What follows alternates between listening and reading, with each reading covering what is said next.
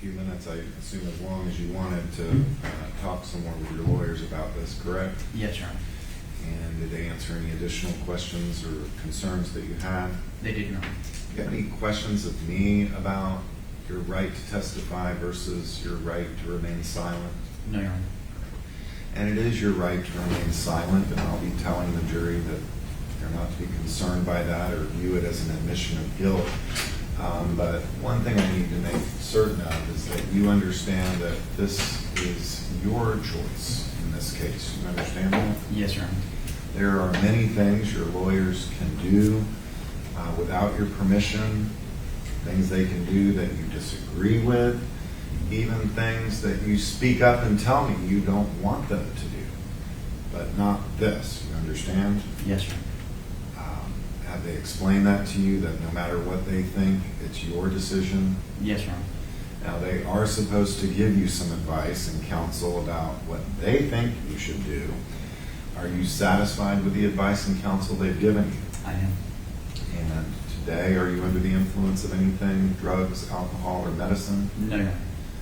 And any concerns related to competency? Have any of those arisen over the weekend, Mrs. Hornfeld? None. Mr. Hendry? No, Your Honor. And has anyone, including either of your lawyers, promised you anything or threatened you to keep you off the witness stand? No, Your Honor. This is your choice and your choice alone? I know, Your Honor. Is it? Yes. And you do not want to testify? I do not. Anything else you want on the record, No, sir. Mr. Hendry? No, Your Honor. All right. Okay, we can have the jury. I find that your choice is freely, knowingly, and intelligently made, and that it's made upon the advice of competent counsel. And Your Honor, we're not raising additional argument on judgment of acquittal, but we would maintain our previous motion. All right. Same rule.